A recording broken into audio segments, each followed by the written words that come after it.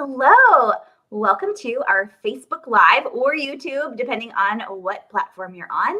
I am Paula Nowak, your host with Canine Country Academy, and we're excited to talk about adding a dog, typically a third dog, because that seems to be a magical number for people, to your household. And my guests here have also added third and more dogs at times.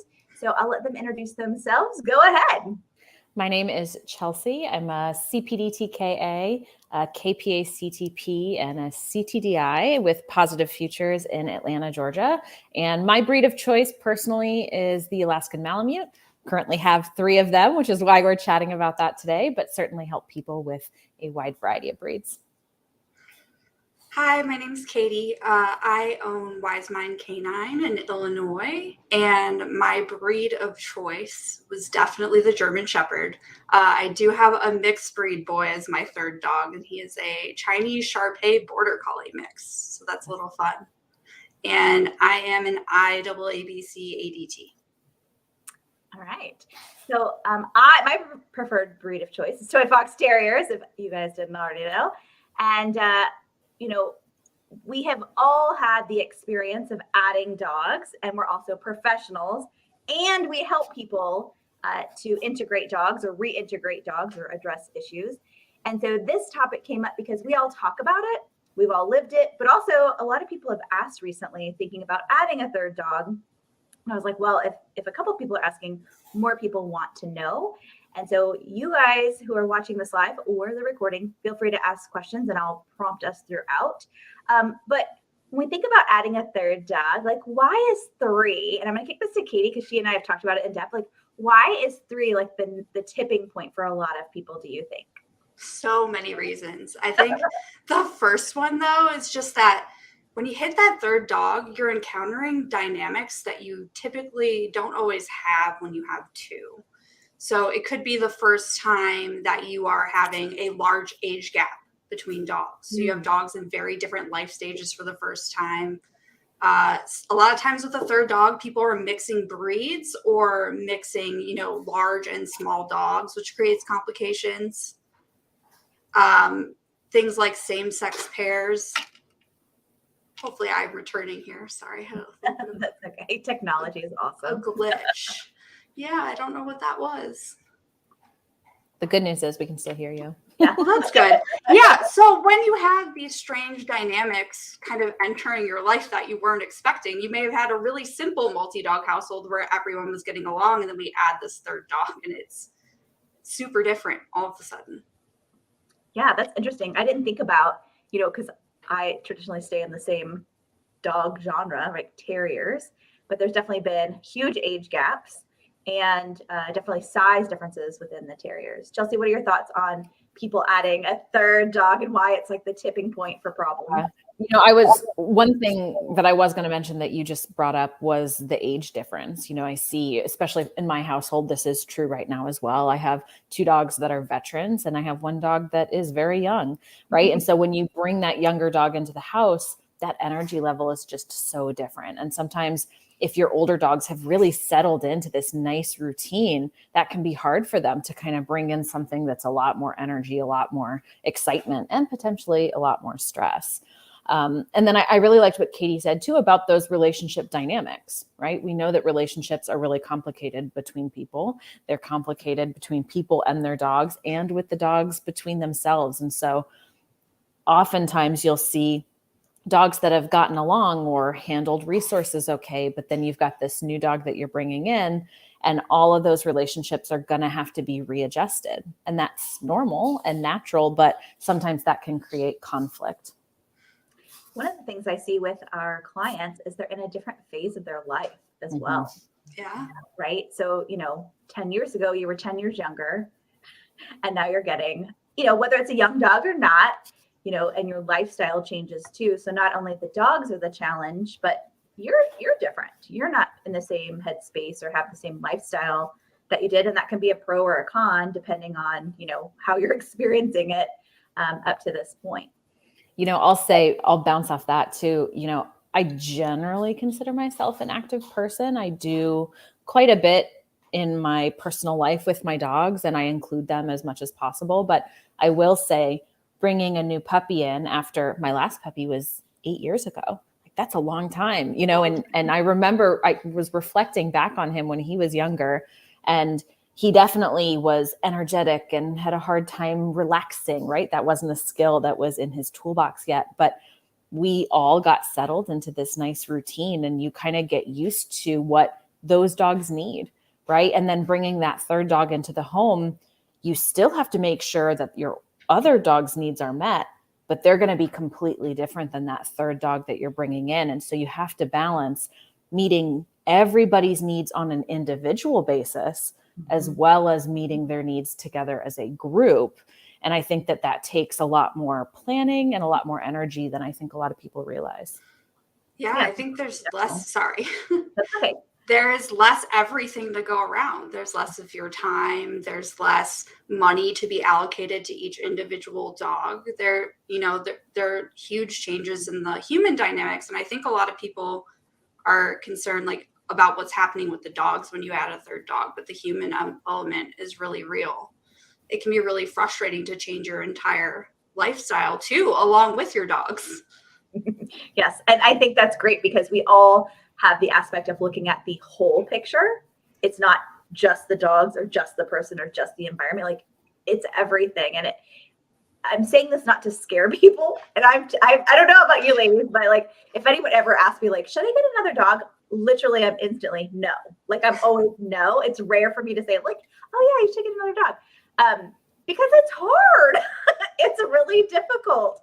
And, we all have significant others in our lives too. So that's another component of like integrating everybody in the household and us being professionals and trying to keep it together, that we're not like over preparing, our significant other too. So there's a lot that goes into this. So not to scare anybody, but I think though, in all honesty, a little bit of fear is probably a good thing, just because it gets you to pause for a moment.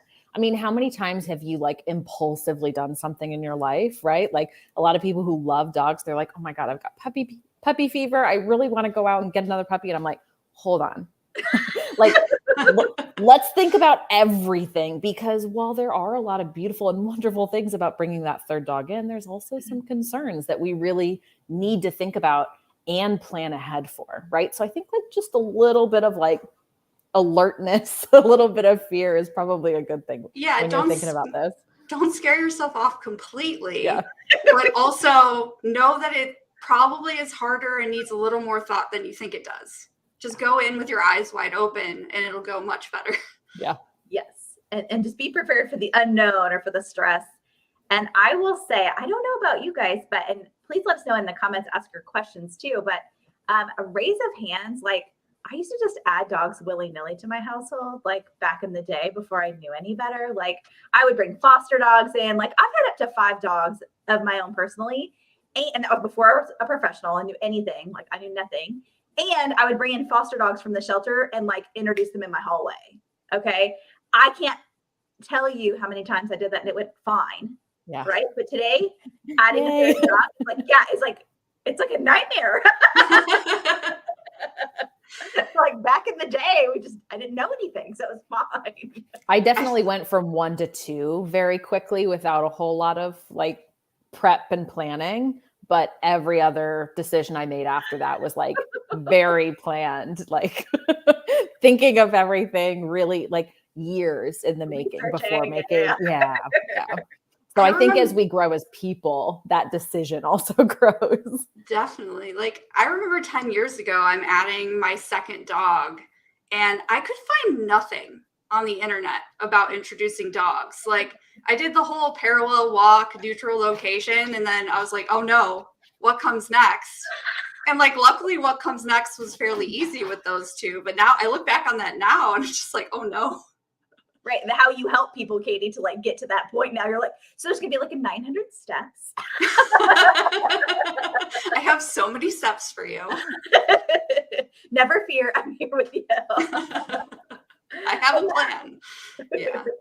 So in thinking about, now that we know what we know as pet owners and professionals, what are some things before you even think about number 3 or the next dog that you would like existing dogs to have under control, have skills? And it could be unique to the individual dog, of course, but what are some things that come to mind that you'd like to prep for? Go ahead, Katie. Okay. One of the big things for me is not assuming that behavior problems are just going to be okay when you add another dog. Like, especially if you had a puppy, right? Right. Like, there is a high potential now you will have 2 dogs with the same behavior problem, or that behavior problem will interact with another behavior problem that your next dog has. And now it's really complicated. So wherever possible, I want you to be happy with the behaviors of the dogs you have before you add another. And my favorite skills, though, for multi-dog households are actually super simple. I like a positive interrupter, I like a hand target, and I like a recall. Just all, like, the theme for me is, can you disengage from the other dog when I ask you to? I agree with that. I definitely say, like, let's make sure we don't have any red flags behavior wise with the existing dogs. I think a lot of people are like, oh, my dog has separation anxiety, they're lonely, let's get another one. And I'm like, no, don't do that. I agree. My positive interrupters, my moving in and out of gates, recall and relaxing on mats are kind of my defaults for the adult dogs in the home to have.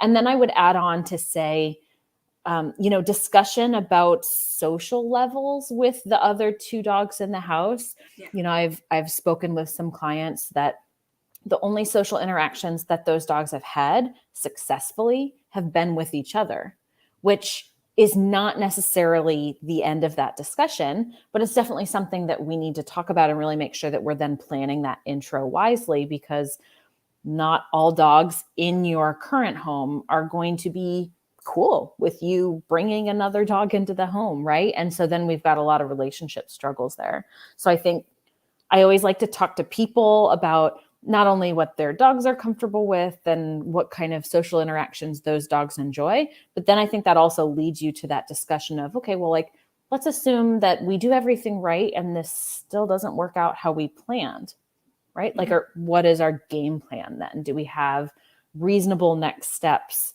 to make sure that everybody in the home is living their most happy, least stressed life? Which, those are hard discussions to have. They are. And one of the things that I personally have utilized is, it wasn't behavior problems necessarily, but my dogs get really excited when it's time for meals. Mm-hmm. And, I will say that looking back, getting all these dogs over time, now we have 3, but we've had 5, is looking back, if I could have stopped a behavior I didn't want to continue with everyone else, because everyone else was like, me too, I love eating as well.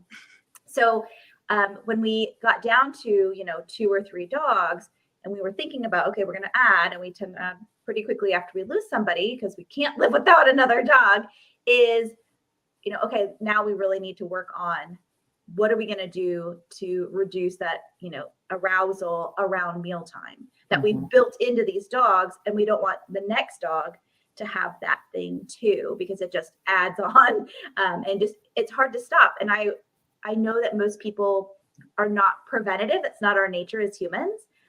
So if you're in that position, you think you're going to add, it's like, well, what would I fine tune? What would I make a little bit easier on myself? So when I bring the next dog in, I just have to teach them what to do. They're not kind of feeding off of the other dog of something you don't like. And it doesn't have to be anything major, just something that maybe is a nuisance to your household. I think to add on to that too, especially if we're talking about like meal times, that brings up the idea of resources, which as trainers, we all know that resources can become problems between people and dogs and between dogs and dogs. And so I think, my trainer brain, which I think a lot of pet owners' brains probably don't go there, is what in my current routine might be working for these 2 dogs, but might potentially put a group of 3 dogs into conflict, right? And so then I think we have to know what could potentially trigger a problem, right? And then that might kind of direct us to what behaviors we might want to work on with the older dogs before we bring in another dog. But that can all get pretty complicated, and I think sometimes that really depends on how much knowledge that pet owner might have, which would then lead them to be proactive or not know what they should be proactive on. Yes. Yeah. I think when you start looking at those routines and changing them too, like it can be hard to figure out exactly how to do that. And the way I like to have people think about it before the dog comes home, if possible, is like, what management layers can we put in place to give these dogs their separate spaces? So gates, exercise pens, that sort of thing.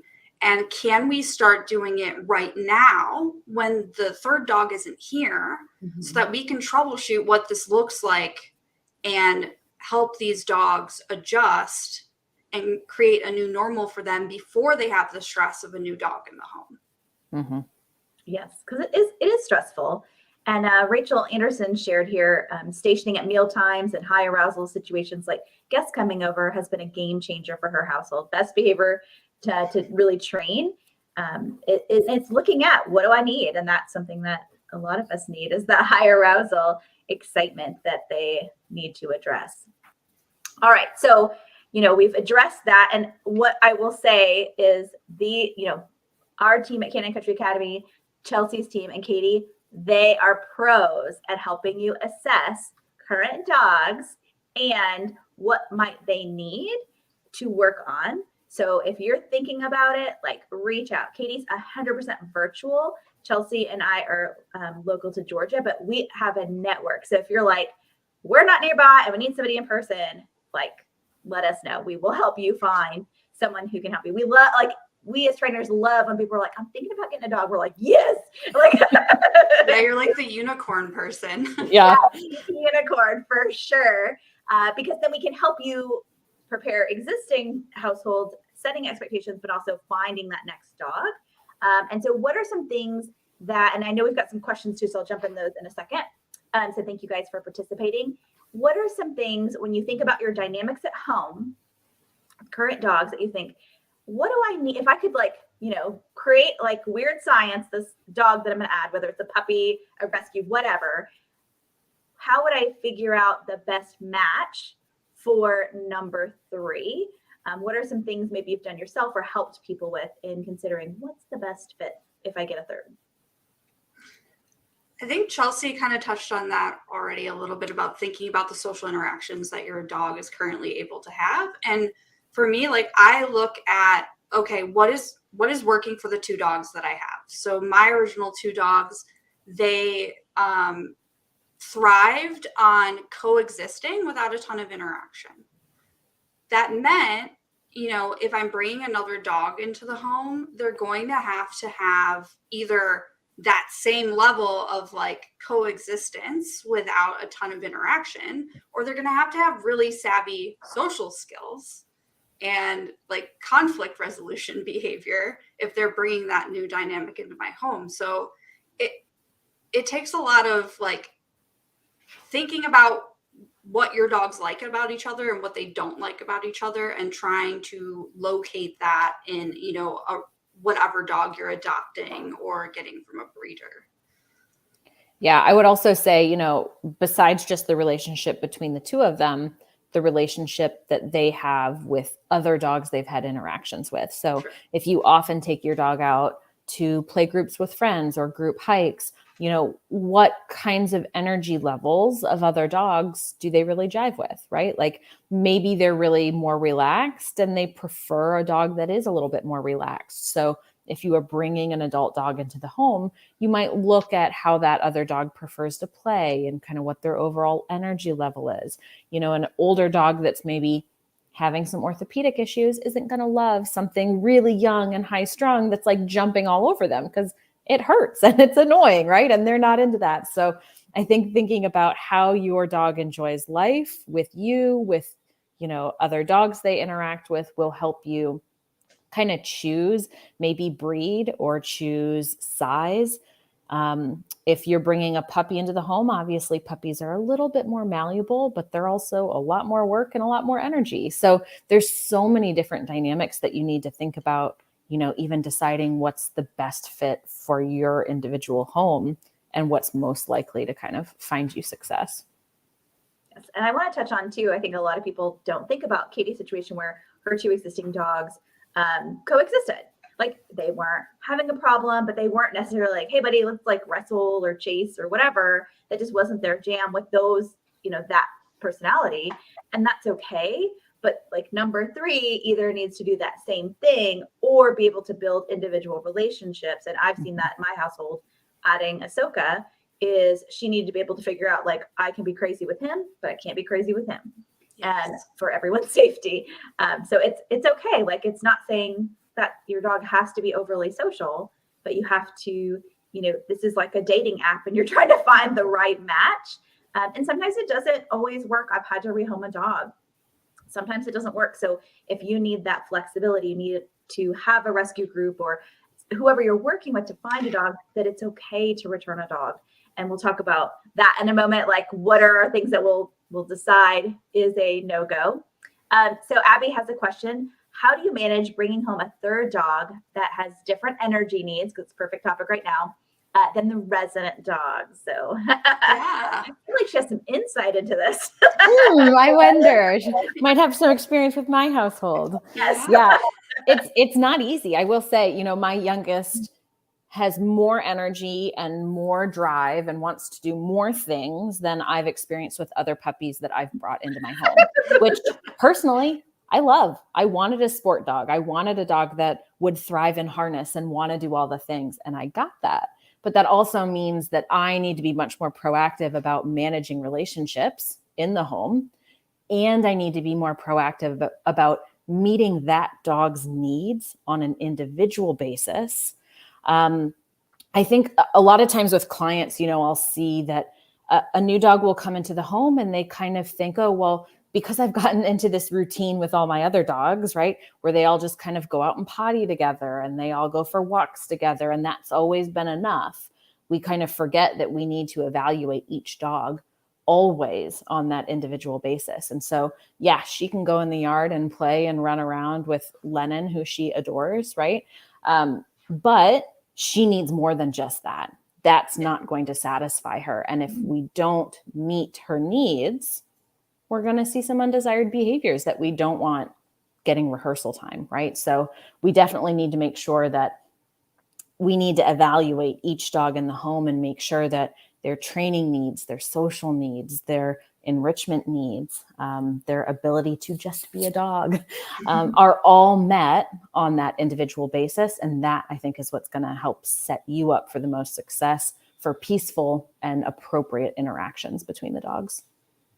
It's also about making smart choices, looking at the dogs you have. Like, okay, are my lower energy dogs higher energy in this moment?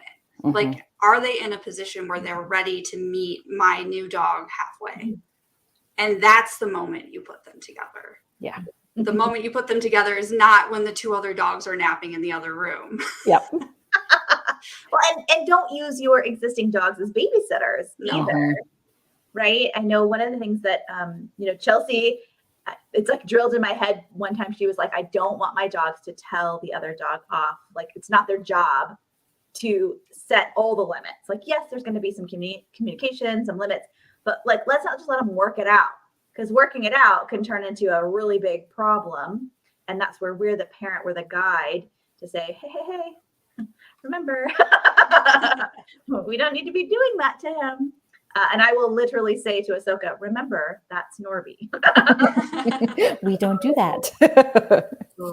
Right. And I think too, when you're thinking about adding a dog, like how much do you need to know? Because a puppy has a lot of unknowns, depending on how young they are. They are who they are, but also they're not, perfect clay that we can mold them into whatever we want. Like they're still that individual that is going to have the energy or is going to have, maybe they're more of a nuisance where they're like, yeah, I like to poke the bear. And you're like, that's not going to work for our household. Our dogs don't enjoy that. We've got a few more questions here that I'll go through. Abby has another question. Do you teach any skills with the group around distributing treats, food without everyone attempting to snatch from each other? So let's get into that. Like, let's talk about we have two, we're adding the third. What are some group skills you like to implement either before or when we add the third?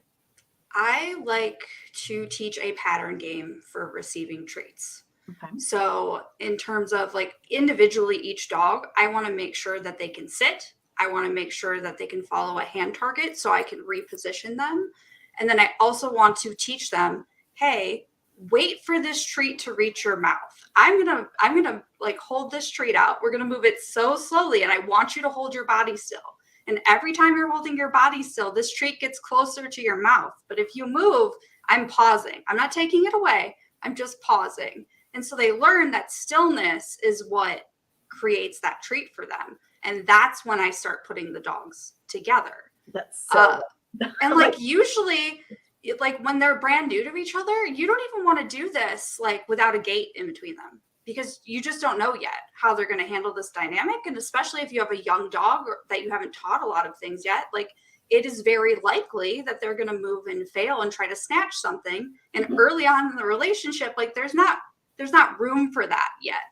Like the dogs don't have positive regard for each other where like another dog snatching their treat is not that big of a deal. So I think like taking things slow, practicing, but what I essentially do is I like to just name each dog and then feed them. And then that's it. And then what you also don't want to cluster them together. You want to give them space so that they are not all on top of each other. So it is harder to steal. And do you use like stations or do you just like, if I ask you to sit, I really need you to stay in that location? So yeah, I think it's the individual work of teaching kind of that sit and that anticipation of the treat. So separately, I will teach them, hey, I'm going to name you and feed you, and I'll do it over and over again, and kind of just layering in more dogs until they know that that is this procedure, that is this game. We sit in a circle, we get fed on our turns, and it will happen over and over again. And we each get something each time. It's going to be even. And like, this game, it sounds very simple, but like I have used it when guests are walking into my house. I have a client who uses this game when she's hiking with 4 dogs and there are bears. Like just having this really easy pattern that they are used to playing in a ton of context is a really great way to lower arousal in a hurry. Nice. Love it. Great. I love that. I use that a ton in my home. And we'll even begin to, my younger one is not quite there, but the older two, I add in a positive interrupter so I can stop them from doing what they're doing. And then they can come to me and focus and kind of take a breath. And I think that's kind of important too, to like evaluate, does each dog have a foundation that's necessary for this behavior before we do 2 together, and then we can do 3 together, right? And making sure that whatever game you're playing together, no matter what that game is, that each dog is playing at the level of the least skilled dog, right? So that every dog can be successful and we're not having any oops or failure moments. The other one I really like to do in multi-dog homes, especially when we've got 3, because 3 can become chaotic, right? That's why we're having this conversation. I really work on group relaxation. So I'm really big on teaching a settle on a mat. So no matter where I am in my home, I want to be able to say settle, they run to their beds, they lay down, and they chill. And it's kind of a way to turn them off when they're a little aroused and I want to chill and not do something, right? But I also want them to be able to practice that as a group, because what I don't want dogs to assume is that every time we're together, we're always playing and it's always animated and something exciting is always happening, right? Which, especially if you're bringing in a younger dog, and I'll use my home as an example here. I've got a 1-year-old, right? And so she is play all the time. And so oftentimes when she's with Lennon, who is her best playmate, they are ripping and tearing in the backyard and running around and wrestling. And that's great. But I don't want her to assume that just because she's around the older 2 dogs, that means this high arousal, lots of fun, high energy stuff is going to be happening, right? I need them as a base default in the home to be relaxed. And so I think kind of fluctuating those moments of play and things that are exciting, but also then defaulting back to relaxation. And for her right now, based on her training level, we still have management set up right? When we're doing that group relaxation, but I want her to be able to find success with all of them kind of taking a breath and relaxing and being chill together. And I think that that's also essential in managing these complicated relationships in indoor spaces that are generally tight and do have some triggers for the dogs. Yeah. I have a question, or not from the group. We have a couple of good questions from the group too, but the topic of management has come up. Mm-hmm. You know, you both said management, you know, you don't just throw them together straight away, contrary to popular belief. It's okay to go slow. And slow might even be the best outcome. But when you talk about management, what are some things that you're implementing to manage them? And, you know, how do you know when, like, okay, I can lessen the management, or what kind of management to implement, both physical as well as maybe there's, I know for me, one of my management tools is I can call Norby like that. So if I see something not going great, if I catch it fast enough, if I say his, you know, recall cue, he's going to be like, gotta go, you know, gotta go. And it's a management tool for me, right? Because I can get him out of there soon. So talk to me about some of the things you've done and things you recommend for people when it comes to integrating and managing the household, you know, initially and long term as well, since dogs are developing, like our young dogs. I really like to use management to a level where I can, like, say this is the day my new puppies come home. When we brought Fish home the first day, he did not see the other dogs that day. So I had a setup in which the dogs could not come into contact at a single barrier. They could not make visual contact in the house. All he could do was smell them in the house and see them. And it was the same case for the other dogs. So that I could have those moments of like, hey, my dogs have noticed each other. They've heard the other dog in the other room, or I have brought a scented item into their space that smells like the other dog, so that we can pair that with really good things and start building kind of this positive association before they're even interacting on levels that people would think of. Mm-hmm. You know, and even after that, the first time they see each other, they don't need to see each other face to face. They can see each other at a distance, and it can be short and supervised, where you're really intentionally going, hey, you looked at the other dog, great, I'm going to give you a treat. Or, hey, I uncovered this barrier, you guys can see each other, now I'm going to hand you your Kongs.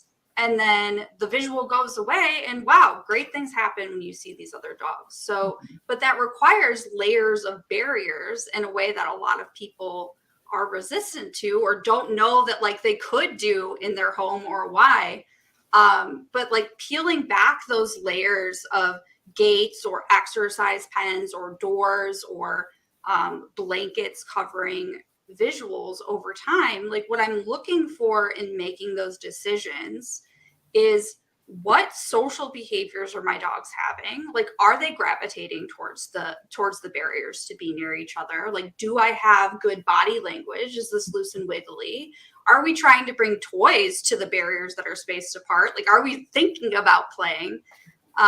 You know, and then actually taking that time to make sure, like, if we have a young dog, we might not have skills yet where we can go, hey, move away from the barrier, but I'm definitely going to test my older dogs to say, hey, can you respond to me?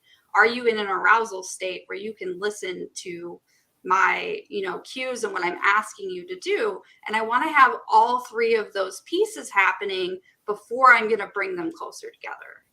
Mm-hmm. And those first impressions, Katie, are so important. We don't really think about it until it's like, oops, you know, and I know I've put dogs together faster than I think I should have and had to back off, and it's worth it. It's worth the time and the energy. And it goes faster than you would think. And it almost made me think of, you know, when you think of zoo animals, when they're trying to introduce mates and things like that, or different to the group, they do the same thing, right? They like introduce the smells and they switch, you know, different enclosures. Like, we're doing the same thing with our dogs. Like, how cool is that? Chelsea, did you have anything to add about that? I know you were very slow and cautious with your kids. Yeah, absolutely. I think the other thing to think about too, as Katie mentioned, a lot of people in their homes are quite resistant to putting in management, and I totally get it. I mean, I have a almost open concept home, and the idea of like adding a whole bunch of X pens and baby gates can be stressful, and it can kind of mess with what you're used to. But I think, first of all, it's important to remember that just because we're putting this in now doesn't necessarily mean all of it's going to be permanent, right? I mean, to some extent, even when before my puppy, I had 3 adults in the home and we still had management in. They all got along, they all were integrated, but there's still moments where you're going to pick and choose in a smart home to continue to prevent problems, right? But whatever you're setting up initially for introductions or puppies and teenagers, that all doesn't have to be permanent. So try to think of it that way, because I think it'll make you a little less resistant to putting it in, right? It's those early steps, those early foundations are so key to setting up what that relationship is going to look like for the rest of their life. So it's important to do it. I think the other thing is to kind of look at your individual home and figure out where your current dogs are spending the most time, right? Where right now is like their safe place, their place where they go to chill during the day, or maybe they remove themselves to go take a nap alone. And these are spaces that I think that we still want them to be able to access with the management up. So even if I'm separating the new dog from my 2 existing dogs, I want to make sure that that access isn't going to restrict the existing dogs in a manner that's going to cause stress. Mm-hmm. The other thing I want to make sure is if our 3rd dog is a puppy, we have frequent outdoor needs. I want to make sure that my access for that puppy is going to include easy in and out access. That doesn't mean I'm having to cross barriers all the time and invade those older dogs' spaces if they're not ready yet for that interaction. So I think really thinking about all of those things before you bring the dog home is going to help you set your home up in a way that really works for everybody involved. Yes. And we've talked a lot, because I didn't think about, we've all added puppies as our 3rd, our most, recent addition. If you're getting an adult dog from somewhere, you're getting a dog from the shelter or a rescue group, there's a lot of decompression time that's really valuable too. So, yes, we were kind of talking more about puppies because that's just our most recent experience. And that's very common for our clients too, to add a puppy, because they think like, oh, okay, it's a little bit less baggage, right? There's still baggage there. But they need that time to decompress, and it gives you time to bond with them and get to know them too. So take your time. So we have a question here, and it's totally, we were just kind of talking about it, but I want to bring up their question. When managing interactions between a new dog or a puppy and resident dog, how do you determine when they are ready for more interaction? And Katie talked about that. We're struggling with the puppy viewing any interaction time as playtime and not being able to settle when given more direct interaction time, but quickly settle when crated, penned in the same vicinity. So anything you want to add to that kind of comment question regarding settling time and that excitement when you get together or be in the same room together? Go ahead, Kate. No, go ahead. My first thing usually one of the big problems here is that when you transition over the barrier, it's not orderly enough. So we are starting from excitement. So the pattern game I like to play with the naming and feeding the dogs, I like to teach the dogs that before I'm transitioning them into the same space together. The other piece is sometimes these dogs literally need us to practice settling individually, then practice settling like with a double barrier with a gap in between, and then creep the barriers together, then a single barrier, then literally like creeping the door of the gate open. Like you can break it down that finely for them, where they start to learn like, hey, we can really be calm in the same space. But you can also create activities for them when you bring them together that facilitate calm. So if you have a setup in your living room where you can keep the dogs spaced apart, say on like tethers to furniture, people have dogs on leashes where they can't come into contact, and you can sit down with them when everyone's in a calm mood and hand them a Kong or hand them a bone. And that's going to help, like an activity that will facilitate just relaxing together. Mm-hmm. Yeah, that's fabulous. To add to that, I would say I'd also consider the needs of that other dog. I assume we're talking about a puppy, I think you said. Mm-hmm. So generally speaking, puppies have more needs all around the board. And it's real hard for them to relax unless needs have been met. And if we're a teenager, right, up until about 18 months of age, that's still true. So I would say whenever I'm practicing anything that involves relaxation, I always want to make sure the dog's needs have been met. So long line sniffy walks, some play and training in the yard, something that's going to take the edge off and kind of help bring that level down just a little bit is going to help set that puppy up for success and make them more likely to be able to relax. The other thing I would add is that it's important to evaluate kind of what gets your dog excited, right? Sometimes the other dog's moving to their mats. That movement is enough to be like, oh my God, we're doing something, right? So maybe we need to practice. Yeah, maybe we need to practice like the other dog's finding their relaxation spot while the puppy still has all of that management, right? So looking at that environment, sometimes food is a huge excitement trigger for dogs, right? So maybe I've been training with jerky and that's like a real high level treat for my dog, right? Which normally I'm all about the high value treats, guys.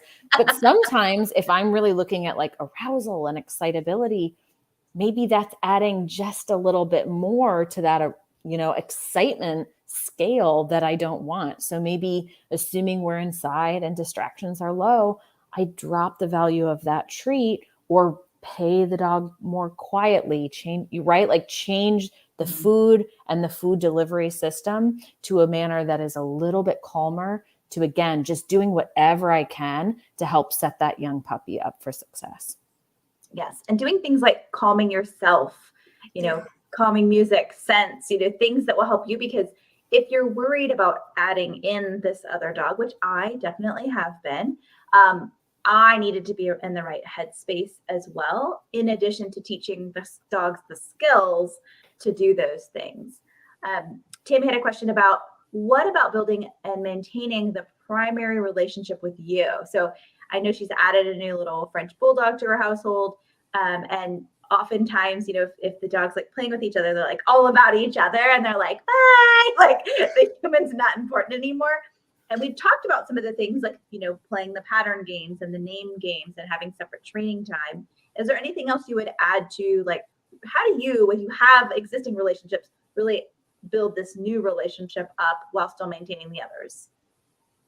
I like to look, and this is something that I've actually talked to Katie about quite extensively, is looking at my individual relationship with each dog, evaluating not only what those dogs' needs are in terms of like exercise and enrichment, but also what they enjoy, and making sure that I'm setting aside separate time for each dog each week to do that special one-on-one thing.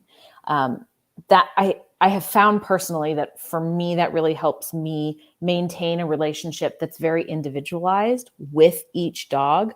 And I think that's really important, not only for making sure that you've still got that connection and they're still responsive in a training setting, but also I think it fills that emotional cup up to the point where you're less likely to see undesired behaviors or problems with the relationship because they're just happy, right? They're just satisfied. So while I do a lot of things where all the dogs get to come, I also do things that are just one-on-one with each dog. And I make sure that my partner also does things that are one-on-one with each dog so that everybody still has all of those individual relationships as well as this new group relationship that we're developing. I think for me, when it comes to relationship and building a new relationship with the puppy, we had conversations ahead of time because, we have his and her dogs. And so, okay, how is this third dog going to relate? Like, who's going to be the primary? What are the roles going to be? And then having those conversations ongoing. For those who know Norby, know that, he's a mama's boy and he needs a lot of mama time. So I don't give each dog the same amount of attention. I don't. And I thankfully, my husband can tend to the others and that works out great. I mean, if you don't have someone else, you really need to think about what that's going to look like in your household. But really focusing on what does Norby need? He is the priority, except for puppy's also like number 2, because puppy is developing and puppy needs a lot more, but still maintaining, because if I slack off in one area, it's going to create a problem in the dynamic of the entire household. I think too, in our multi-dog homes, people feel guilty about not bringing all the dogs and doing all the things with everybody. And so first of all, I just want to say, like, that's okay. You can choose that one-on-one You'll time. still feel guilty. Yeah, you might still feel a little guilty, but the other dogs at home don't really know what's going on. They don't know everything that you're going to do. So hopefully that helps a little bit. But I do find too that if we always try to bring all the dogs to do all the things, you can accidentally create problems or miss out on key training moments, because let's face it, having 3 dogs with you out doing things is hard. It is a lot of work. I'm not reinforcing attention and check-ins and recall and stationary behavior and impulse control in the same way Right. if I have just 1 dog with me versus if I have 3 with me, right? And so there are a lot of benefits to doing those one-on-one times that in the long run will actually make it easier for you to be able to bring all the dogs to do all the things. But I do think it's important to kind of pick and choose who's going to do the thing and why, and, make sure that you're giving each dog a little bit of one-on-one time.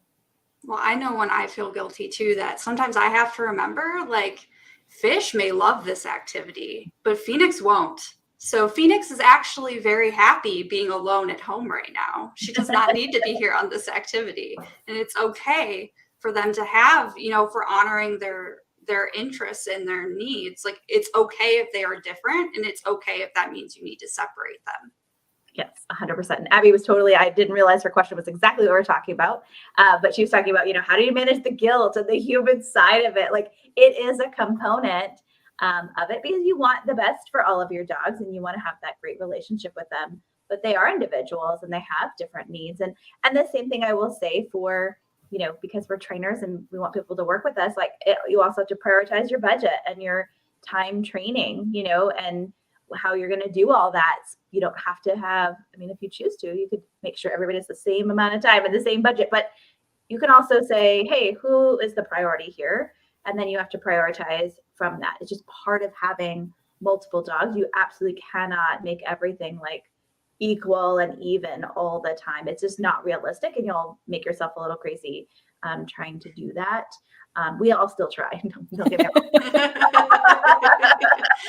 These are words, not reality always. So let's transition into, we've integrated the dog, and let's say it's not gone well. You're going to make mistakes. Even we make mistakes as professionals. Like, nobody is perfect. I'm the first to admit, and I've shared that openly, the challenges we've had. One, how long do you wait till you're like, this isn't working? Like, what are the things we're looking for? Because rehoming there's a stigma around it. Even if the dog's lovely, that you want to rehome, like, what are some things that you're like, okay, if this isn't working, how long, and there's no perfect answer, how long are we going to work on it if we've done everything we've recommended until we're like, hey, this isn't working? I think most of my clients are in kind of these really difficult situations where we've actually had aggression and deterioration of relationships in the home. And typically I'm seeing them years into the problem. So the first thing I'll say before we get to that is, if you start to see daily tension between your dogs, then is the time to go talk to a dog trainer. If you have just a little hint of a concern about a dynamic that's happening between your dogs, the earlier we can intervene, the easier it can be. In terms of rehoming, I'm not always looking at like a time scale, like how long have you been doing this? I know, we all know that 12 to 18 months is kind of a good time scale for kind of integrating dogs. But sometimes we're living in situations where you don't feel like you have 12 to 18 months. So when I'm thinking about, is rehoming or is, returning this dog a good choice, I'm starting to think about, okay, what does your case look like? Do you have this escalating daily tension between the dogs? And for whatever reason, we are unable to effectively intervene about it. Maybe you have a ton of other things going on in your life. Maybe this is not what you signed up for and you are just emotionally not there. Whatever the reason is, if we can't intervene, it can escalate. And what we don't want to have happen is escalate to the point where we've had aggression between dogs, because that's going to take some of our ethical rehoming and returning dog choices off the table sometimes if the aggression goes too far. So if you're having that and you're in this place where like, I can't do this anymore, like, yeah, maybe we need to think about it. Things like a lack of positive interaction between the dogs, like anywhere in the history. Like if you've been doing this for a few months and you've had just nothing positive between the two of them, it's stares and growls and lunging, like that's not a good sign about where this is going. And like homes where you've got safety issues going on, we have dogs where like we're worried they're gonna fight, but like the management scenario of how these dogs need to be separated for whatever reason is not possible in your home. And that goes back to, again, we don't want to escalate farther than we've gone, because then we have complicated choices and it's really hard to rehome the dog. And I think too, like, you are a human being, and I don't want you to live a life that you hate for like 18 months, like, or even, some people do this for a decade. Like, it's not good for you. It's not good for the dogs. Like, there shouldn't be shame in going, wow, this match doesn't work. And some of them just really don't. They just don't work. And some people cannot live the, crate and rotate life where dogs have to move around, dog Alcatraz now and forevermore. Like, it's too much for them. And so we have to create space for that as, professionals and, breeders and rescues who are receiving these dogs back, to be like, I get it. And we can find a better home for this dog where it's not going to be so stressful for everyone involved. Mm-hmm. Yeah, that was brilliantly said. I can't say that any better. I'd say the one other thing I would add to that is if there's a human safety component, maybe, somebody elderly living in the home, maybe there's young kids in the home, and nothing super bad has happened yet, but we're really concerned about that route being a likelihood, or because of the home we're living in, management is not realistic to keep double barriers and to keep dogs really truly separated. The other thing I would say is that, Katie kind of touched on this mental health component of the human. Mm-hmm. Some people, I think when we look at what we as humans, and Paula, I know that you and I have talked about this on road trips, like, what are we okay living with? If our dog had behavior X, Y, and Z, I might be fine with it. And you might say, no, that's a deal breaker for me. I can't do that. So everybody's answer is going to be a little bit different about what they are willing and able to deal with on a personal scale. But I think if you're at the point where you've sought out reliable professional help, you've had that consultation, and you're just thinking, this is just something I can't do. I think that it's okay to just say that's okay. It's not easy. It's not going to be easy for anybody involved, but sometimes it's the best. And like Katie mentioned, to do it on the earlier end before something else happens, because then we've got a dog maybe with a bite history, or a dog that can't live with kids, or a dog that can't live with other dogs. And all of those little details that we add to, their resume, their CV as a dog, these are things that will change the kind of home that they are able to live with, or the kinds of places that could responsibly take them. And so I think the sooner you get help, the sooner you get everything organized, the better. And then just stay in touch with yourself and whoever else might be living in the home, and if you're having those thoughts, talk to professionals, trainers, your veterinary behaviorists. They're all there for you at a professional capacity to be able to have those difficult conversations with.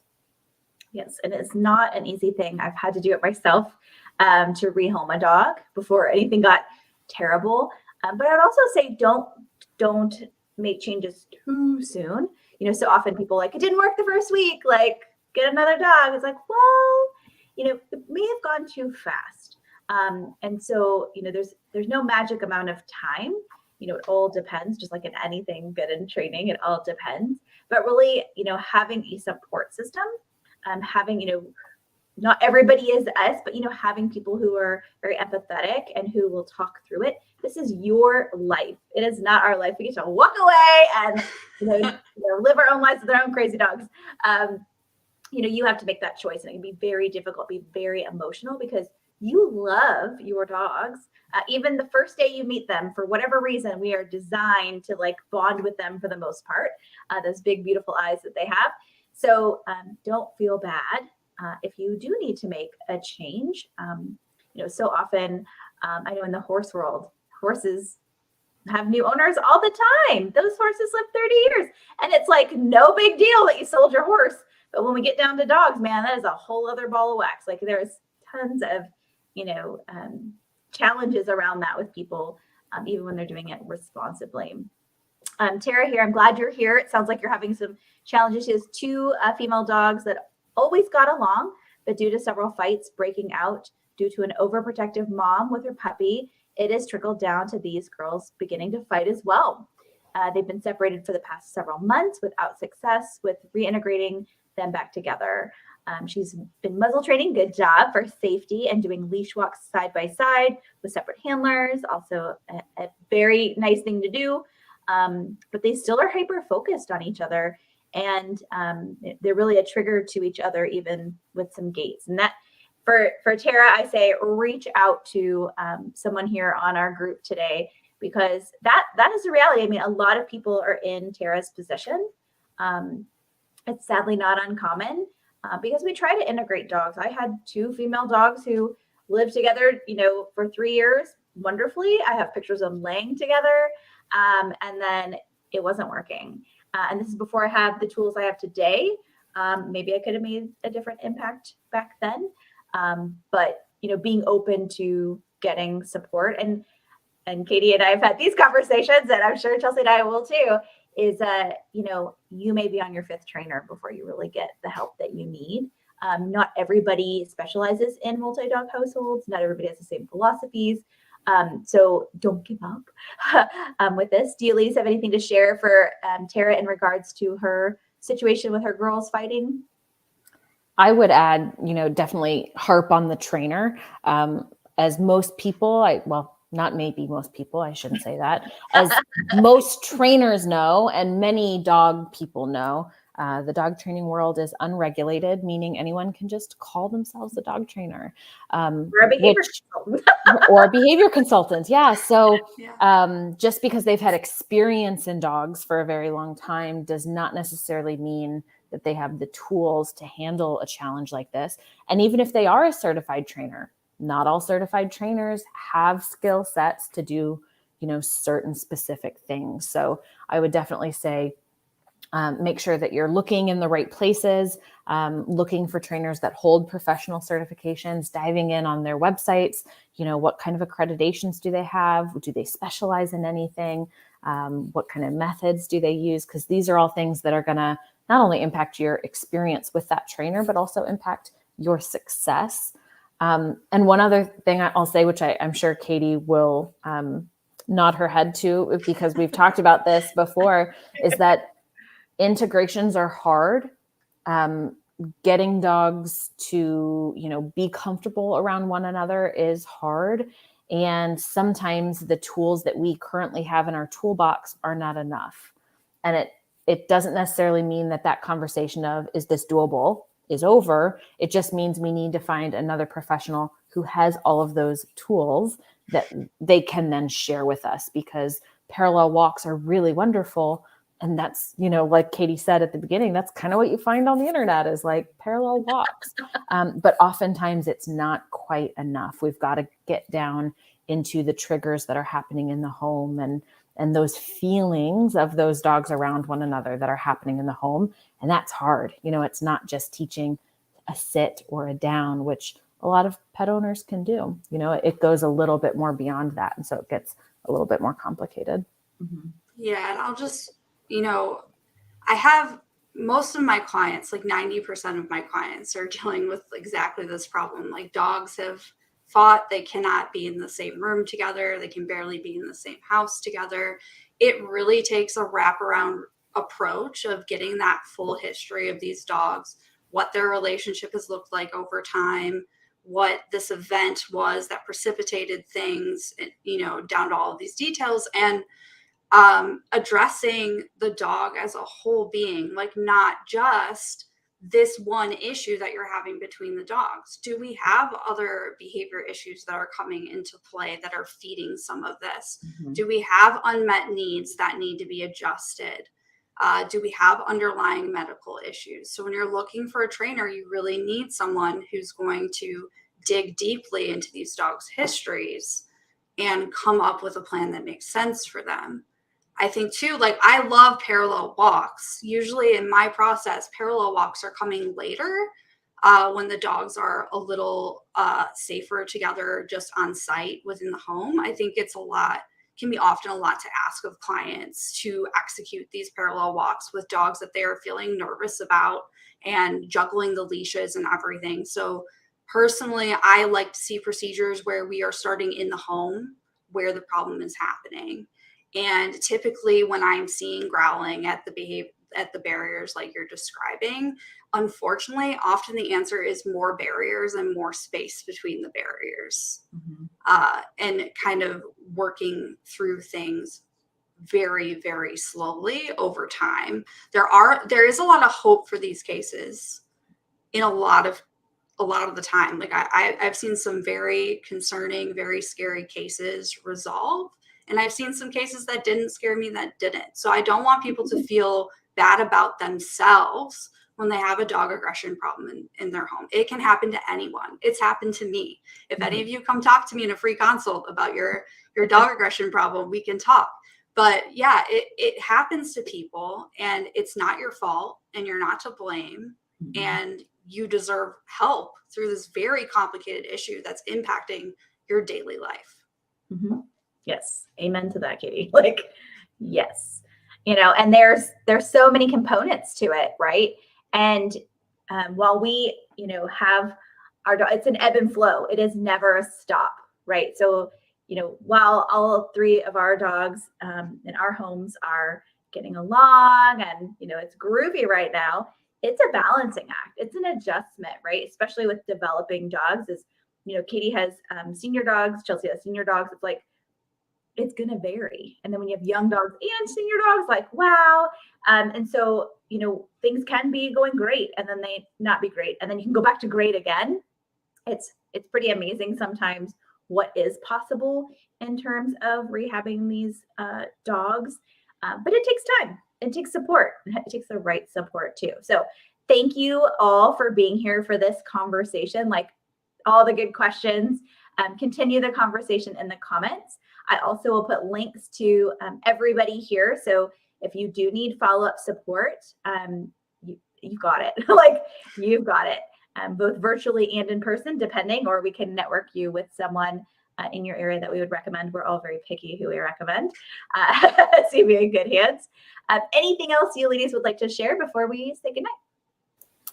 The only thing I would say is that make sure you're really looking at why you want a third dog, who that dog is for, and being proactive about setting things up from the start. And if you don't know how to do that, it's an awesome time to get a trainer involved before you bring that third dog home to make sure that you're nurturing that relationship in the manner that it deserves to kind of set your dogs up for the rest of their life. And the moment you start seeing anything that you think might be concerning, get help. That's the time to get help before a situation escalates and becomes a bigger problem. I think the main thing I would leave people with is like, if you're early on in your introduction and you're seeing things you don't like and you're seeing things that scare you, it probably means you need to slow down. So I promise you, throw up a couple more barriers and your life is going to get a lot better really quickly while you figure out what trainer you want to work with and who can support you. Like use those barriers, go grab them, go to Petco, put it on the wall. I promise you, you will be much happier while you figure this out.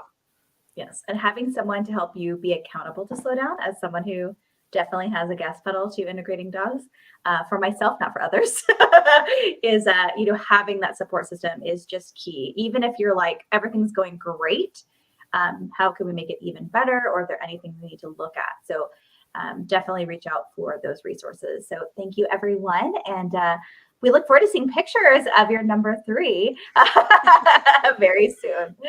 Good night, guys.